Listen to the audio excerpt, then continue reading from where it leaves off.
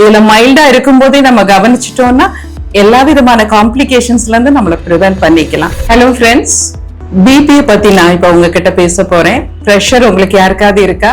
பிரெக்னெண்டா இருக்கும் போது, எல்லாருக்கும் சொல்லல, பிரெக்னன்சில பிரஷர் இருக்குதுன்னா கண்டிப்பா அது ஒரு காம்ப்ளிகேட்டட் விஷயமா இருக்கும். அம்மாவுக்கும் கஷ்டம், உள்ள இருக்கிற குழந்தைக்கும் கஷ்டமா இருக்கும். இந்த பிரஷர் எப்பல இருந்து ஆரம்பிக்குதுன்னா பிரெக்னென்ட் ஆகி 20 வீக்ஸ், அதாவது 5 மாசம் கம்ப்ளீட் ஆகும்போது தான் பிபி ரொம்ப ஹை ஆகலாம். இது பிரஷர் எந்த டைப்ல இருக்குன்னு நம்ம சொல்ல முடியாது. ஒரு mild variety, moderate variety and severe வெரைட்டின்னு 3 டைப் ஆஃப் பிபி இருக்கு. இதுல மைல்டா இருக்கும் போதே நம்ம கவனிச்சிட்டோம்னா எல்லா விதமான காம்ப்ளிகேஷன்ஸ்ல இருந்து நம்மள ப்ரிவென்ட் பண்ணிக்கலாம். இதுல என்னென்ன சிம்டம்ஸ் இருக்குன்னு யோசிச்சு பாத்தீங்கன்னா உங்களுக்கே தெரிஞ்சிருக்கும். பிபி இருக்கும்போது ஒரு சின்ன தலை சுத்தல் இருக்கும், ஒரு வாமிட்டிங் சென்சேஷன் இருக்கும், கால் வீக்கமா இருக்கும். யூரின் செக் பண்ணீங்கன்னா அதுல கண்டிப்பா ஒரு ஆல்புமின்ங்கிற உப்பு சத்து கூடுதலா இருக்கும்.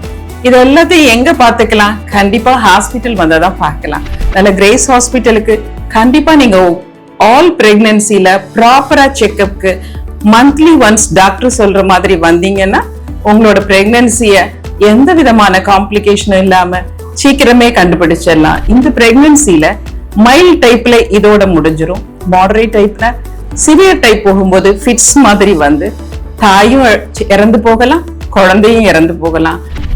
அந்த மாதிரி காம்ப்ளிகேஷன்ஸ் எல்லாம் வரும்போது பார்க்கவே ரொம்ப பயங்கரமா இருக்கும். இதெல்லாம் நம்ம அவாய்ட் பண்ணணும்னா எவ்ரி மந்த் ஒரு proper checkup at Grace hospital mom and baby care உங்களுக்காக வெயிட் பண்ணிட்டு இருக்கு. வந்து பார்த்துக்கோங்க. உங்களோட யூரின் செக் பண்ணணும், உங்களோட பிளட் செக்அப் பண்ணணும், உங்களோட பிரஷர் செக் பண்ணணும். அல்லது ஸ்கேன் பண்ணும்போது இதை நாங்க கண்டுபிடிப்போம். யூட்ரைன் ஆர்டரியில ஒரு சின்ன பிரஷர் வேரியேஷன் இருந்தா இவங்களுக்கு கண்டிப்பா பிபி அதிகரிக்கலாங்கிற ஒரு எங்களுக்கு அது முன்னாடி தெரிஞ்சிடும். அப்ப அதை எப்படி ப்ரிவென்ட் பண்றதுன்னு சொல்லி கொடுப்போம். உங்க உணவு பழக்க வழக்கங்களை சொல்லி கொடுப்போம். உங்களுக்கு என்ன மெடிசன் எடுக்கிறது, உங்களோட லைஃப் ஸ்டைல் மாடிஃபிகேஷன் என்ன பண்றதுன்னு சொல்லி. ஓகே ஃப்ரெண்ட்ஸ், இது தெரிஞ்சிருப்பீங்கன்னு நினைக்கிறேன். கேரி ஹோம் மெசேஜ், கண்டிப்பா நீங்க உங்களோட பிபியை செக் பண்ணிக்கணும் பிரெக்னன்சில. அது ரொம்ப ரொம்ப இம்பார்ட்டன்ட்.